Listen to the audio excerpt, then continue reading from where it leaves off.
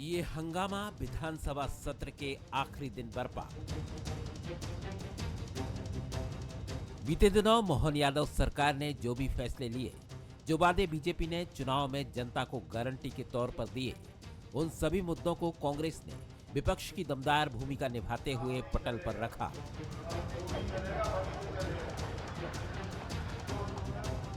नई नवेली सरकार को घेरने के लिए विपक्ष ने लाडली बहना से लेकर लाउड स्पीकर के मुद्दे तक उठाए।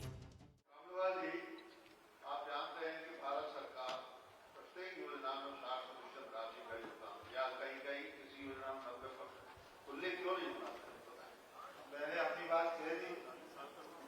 अगर यही आप करते रहते, उल्लेख तो इसलिए भी करना पड़ेगा कि उल्लेख के बिना काम नहीं चलेगा। अब जो भी चलेगा वहीं से चलेगा। जो तुम्हें माता जो पिता तुम्हें करेगा वो ही वहां तक पहुंच पाएगा। देख लो बाकी कितनी आगे की लाइन में। ध्वनि विस्तार केंद्र पर रोक के हम पक्षधर हैं।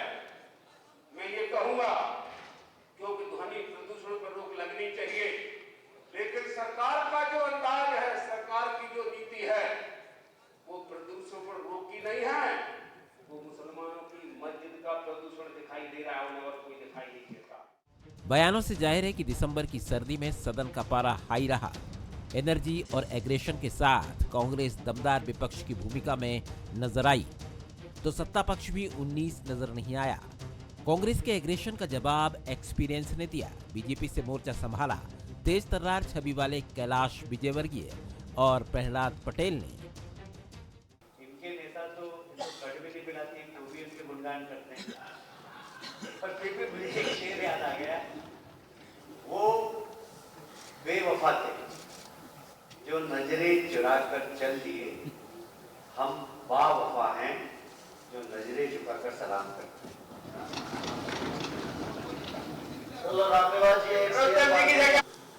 मैं पूरी जिम्मेदारी के साथ में कह रहा हूँ, मेरे भाषण करने का तरीका किसी को खुश करने का नहीं होता।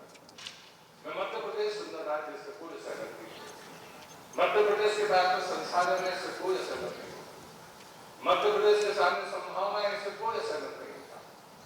मध्य प्रदेश के राज्य की और भी जगह हो सकती है, लेकिन जो हमारी भौगोलिक परिस्थिति है, उस परिस्थिति में सप्लाई चेन का सबसे बड़ा केंद्र अगर कोई हो सकता है तो मध्य प्रदेश हो सकता है, इसे कोई इनकार नहीं कर सकता।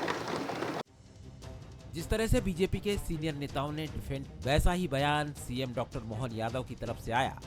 आक्रामक अंदाज में मुख्यमंत्री ने कांग्रेस को घेरा, साथ ही पीएम का जिक्र करते हुए बीजेपी और वरिष्ठ नेताओं का शुक्रिया अदा किया। माननीय अध्यक्ष महोदय, कोई लाडली लक्ष्मी योजना से लगा करके सारी योजनाएं, कोई योजना बंद नहीं होगी।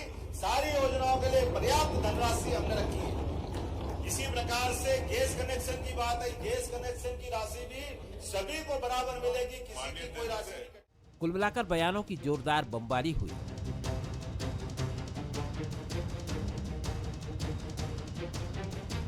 और नए सदन से नया संदेश निकला कि बीजेपी कांग्रेस में हुआ पीढ़ी परिवर्तन सियासत की नई परिभाषा गढ़ने को तैयार है।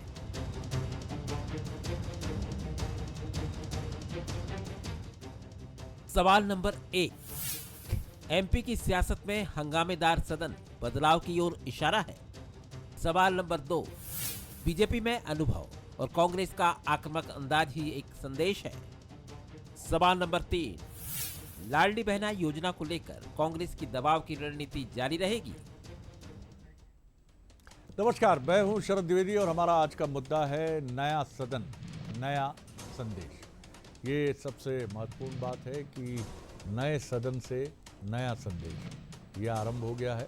और जिस तरह का मंजर हमने देखा विधानसभा के सत्र के अंतिम दिन, वो ये बता रहा था कि सदन अब काफ़ी हंगामेदार होंगे जो आगे के सत्र होंगे, क्योंकि युवा नेतृत्व है और ये युवा नेतृत्व उस चुनौती से भी जूझेगा जो चुनौती हर युवा और नए नेतृत्व के सामने होती है कि आप अपनी एक पहचान कुछ इस अंदाज में दर्ज कराएं कि जिसकी चर्चा सब तरफ हो। ये चुनौती बीजेपी के लिए भी है और न सिर्फ बीजेपी के नवचयनित मुख्यमंत्री जो हैं मोहन यादव जी के लिए, बल्कि वो वरिष्ठ पीढ़ी प्रहलाद पटेल जी की अगर हम बात करें तो वो अपने राजनीतिक जीवन में पहली बार विधानसभा में। इसके पहले का उनका 3 दशकों का संसदीय इतिहास है। कैलाश जी लंबे समय बाद अपने मिडास टच के साथ लौटे हैं। राकेश सिंह जी, तो ये तमाम नेता भी अपनी पहचान छोड़ना चाहेंगे। और इधर नेता प्रतिपक्ष उमंग सिंगार, जीतू पटवारी जो प्रदेश अध्यक्ष भी हैं अब कांग्रेस के, और तमाम वो बड़े नेता जो बताना चाहेंगे कि हमारी धार जो है वो हमारे नेताओं, जो हमारे सीनियर लीडर्स हैं, हम कोशिश कर रहे हैं विनम्रता से कि हम उसी तरह और कई मायनों में उससे भी आगे निकलकर अपनी पहचान बनाएं। और जाहिर है इसमें टकराहट होने की संभावना बराबर बनी रहेगी। इसी पर हम आज बात करेंगे। जो मेहमान हमारे साथ हैं उनसे मिल लीजिए। मेरे साथ भोपाल स्टूडियो में है वरिष्ठ पत्रकार, राजनीतिक विश्लेषक संदीप पौराणिक जी, बहुत स्वागत करता हूं संदीप जी। मनोज सैनी जी हैं हमारे एग्जीक्यूटिव एडिटर, उनका बहुत स्वागत करता हूं। और राम दांगोरे जी हैं, पूर्व विधायक हैं बीजेपी के, उनका मैं बहुत स्वागत करता हूं। और हमारे साथ जुड़ेंगे कांग्रेस के भी साथी थोड़ी ही देर में, और उनका परिचय मैं आपको उसी वक्त कराऊंगा। लेकिन सबसे पहले मैं संदीप जी आपसे जानना चाहता हूं कि सत्र का आखिरी दिन और जिस तरह से चर्चा रही सत्र में, कैसा लगता है आपको आने वाला वक्त टक्कर का, टकराहट का, और उसी के साथ लोकतंत्र के लोकहित से जुड़े मुद्दों की आवाज़ का भी? जी शरद जी, ये बात बिल्कुल सही है कि इस बार के सदन में अनुभवी और युवा दोनों का सामंजस्य है, या यूं कहें कि उस सदन के अंदर दोनों तरह के लोग मौजूद हैं। अनुभव भी है, आक्रामकता भी दिखेगी। ये संकेत और संदेश हमें अंतिम दिन नजर आ गए। लेकिन एक बड़ी अच्छी बात रही शरद जी कि ऐसा लगा कि हो हल्ला ज्यादा करने की बजाय लोग अपनी बात कहने पर ज्यादा जोर देते नजर आए। चाहे नेता प्रतिपक्ष की बात करें, चाहे राम निवास जी की बात करें, या यहाँ कैलाश जी की बात करें, प्रहलाद जी की बात करें, तो ये लगा कि ये लोग अपनी बात को तार्किक तरीके से कहने की कोशिश कर रहे हैं और बताने की ये कोशिश कर रहे हैं कि बेहतर जानकारी के साथ हम सदन में आए हैं। मुझे लगता है कि अगर यही हाल रहा आने वाले सदनों में, लोगों ने इसी तरह की तैयारी से अपनी बात कही, तो एक जो सदन को लेकर कई बार ये धारणा बन जाती है कि विपक्षी हंगामा करते हैं और सदन सिर्फ या सत्ता पक्ष अपनी अपनी बात करता है, तो मुझे लगता है कि कोई ऐसा नतीजा भी निकलेगा आने वाले समय में जो प्रदेश के लिए भी लाभदायक होगा। ये आपने बड़ी उम्मीद की बात की है कि चर्चा और समाधान दोनों की तरफ बढ़ा है। मनोज, आपने देखा सदन को आज, क्या जो मंजर था अंदर का वो इसी तरह था? हम कांग्रेस के भी हमारे मेहमान जुड़ गए हैं, उनसे भी परिचय आपका करा दें। सुरेश राजे जी हमारे साथ हैं, विधायक हैं, बहुत स्वागत करता हूं। और लगातार दूसरी बार समधन जी को हराकर फिर पहुंचे हैं विधानसभा में, तो स्वागत है उनका भी। जी मनोज जी। शरद जी, निश्चित रूप से लंबे अरसे बाद एक अच्छी विधानसभा की कार्रवाई देखने को मिली, और ये विशेष सत्र था। विशेष सत्र के दौरान हमने देखा कि राज्यपाल जी का जो भाषण था, लेकिन ओवरऑल ये हम कह सकते कि मोदी की गारंटी या मोदी की बातों पर जिस तरह भारतीय जनता पार्टी आगे चलना चाहती डबल इंजन की सरकार के कामों को लेकर, उसी पर पूरा केंद्रित दिखाई दिया।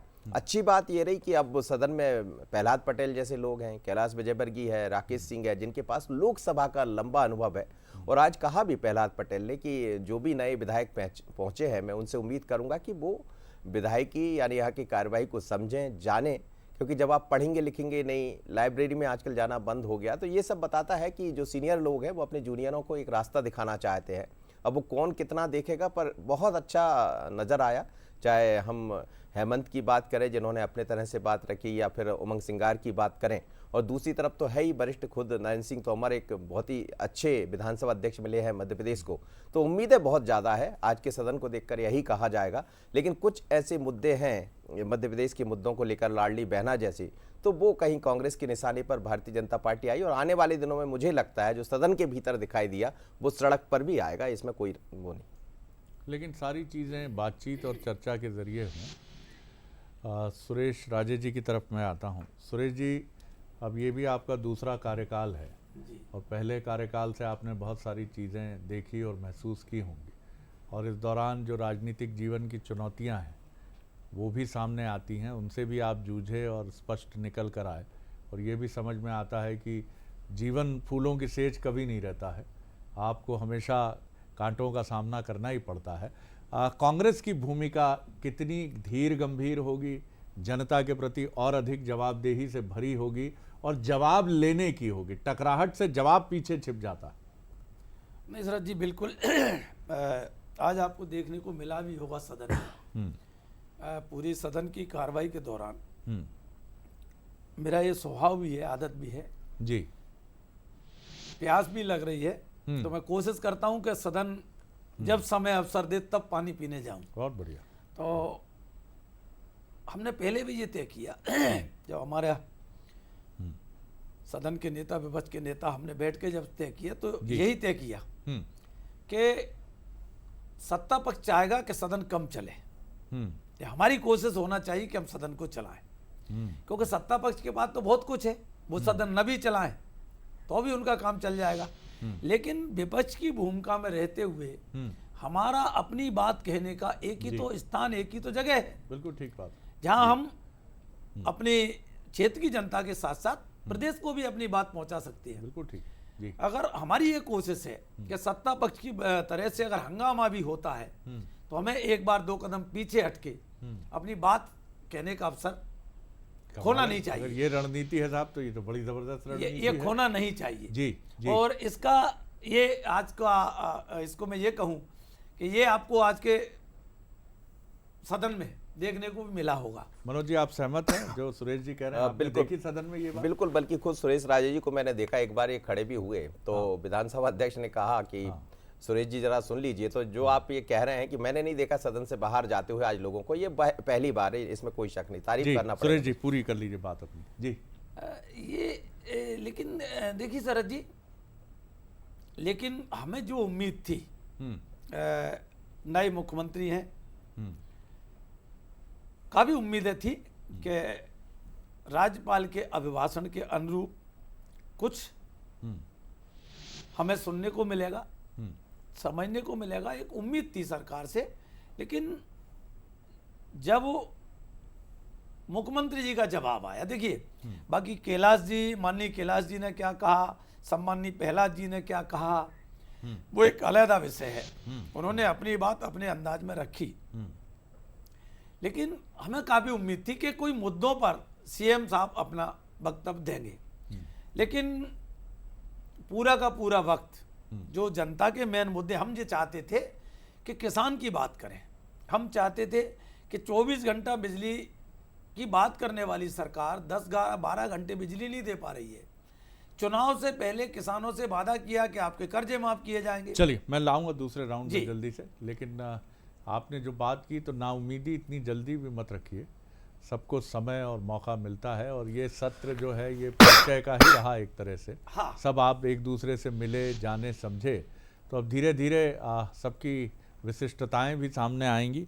राम जी आपकी तरफ आता हूँ। राम दांगोरी जी, जिस तरह से कह रहे हैं कि कुछ उम्मीदें थीं जवाब से, जिस तरह से सरकार की तरफ से जवाब आना था, कांग्रेस उसको लेकर कुछ बातें कह रही है, और ये देखिए अब ये जो रणनीति बता रहे हैं सुरेश राजे जी कि हम तो जवाब लेंगे साहब, हम सदन स्थगित कराने की किसी व्यवस्था की तरफ नहीं जाएंगे, इसको तो आप भी सराहेंगे जी।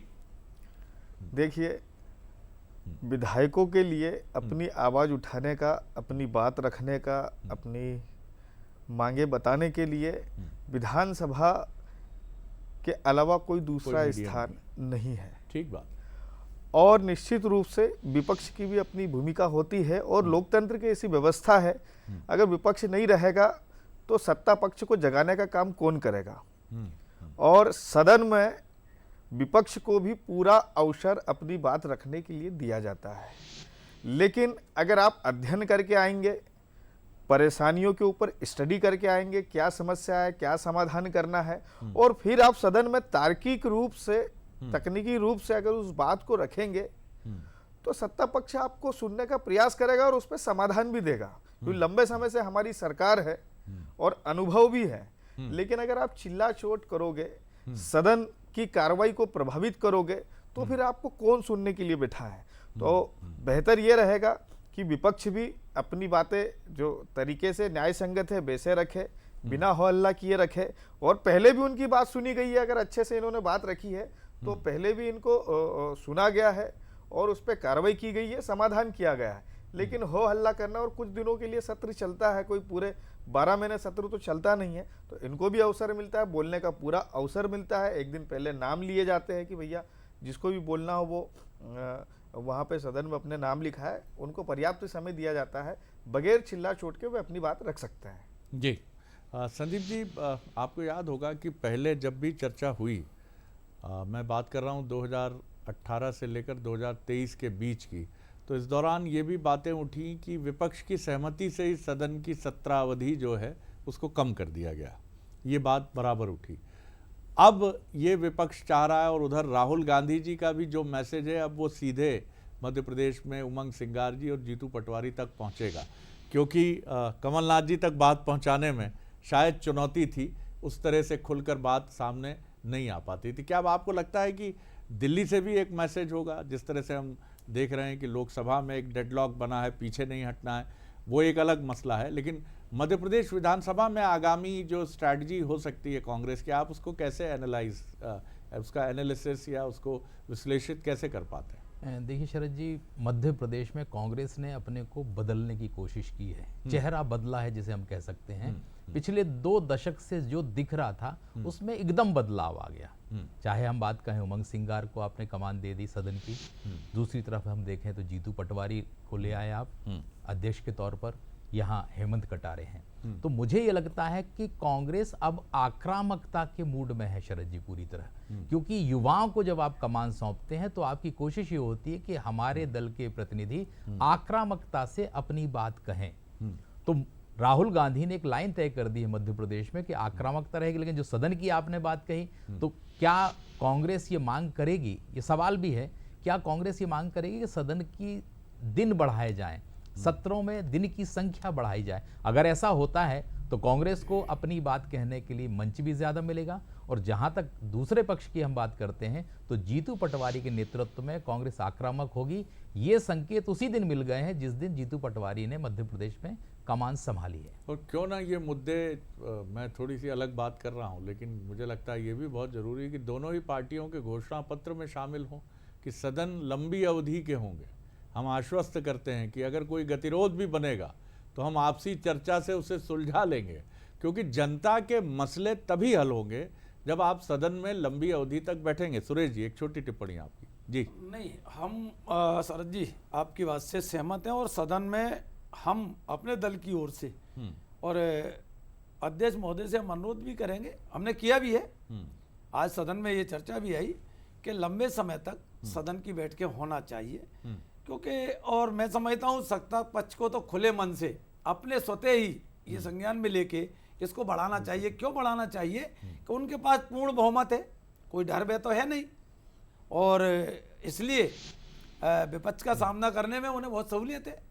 और सत्र लंबे होंगे तो मैं समझता हूँ ऐसा नहीं है कि सिर्फ विपक्ष में पहली बार के विधायक चुनकर आए हैं, सत्ता पक्ष में भी कई ऐसे विधायक हैं जो पहली बार सदन में आए हैं, उनको भी उसका लाभ मिलेगा। निश्चित तौर पर ये आपने इम्पोर्टेंट बात कही। और जब हम लोग पत्रकारिता में आए थे करीब 2.5 दशक पहले, तो हमें जो रिपोर्टिंग समझाई जाती थी विधानसभा की, वो समझाई जाती थी कि प्रश्नकाल सबसे महत्वपूर्ण होता है। कुछ भी हो जाए लेकिन प्रश्नकाल कभी स्थगित नहीं होना चाहिए। आपको याद होगा संदीप जी, हम लोग जब जर्नलिज्म के स्टूडेंट रहे तो, और उसमें अटल बिहारी वाजपेयी जी की एक रूलिंग तो मैं नहीं कहूँगा, उनका एक जो कमेंट था वो हम लोगों को पढ़ाया जाता था कि साहब देखिए कितना इम्पोर्टेंट होता है प्रश्नकाल। सब कुछ हो जाए लेकिन प्रश्नकाल और एक शून्यकाल की सूचनाएं होती थी। संदीप जी, आपको अभी भी वो प्रक्रिया तो है। इन सारी चीज़ों को राम दांगोरे जी, ये बात बिल्कुल सही है कि बड़े भाई की भूमिका सत्ताधारी दल की है।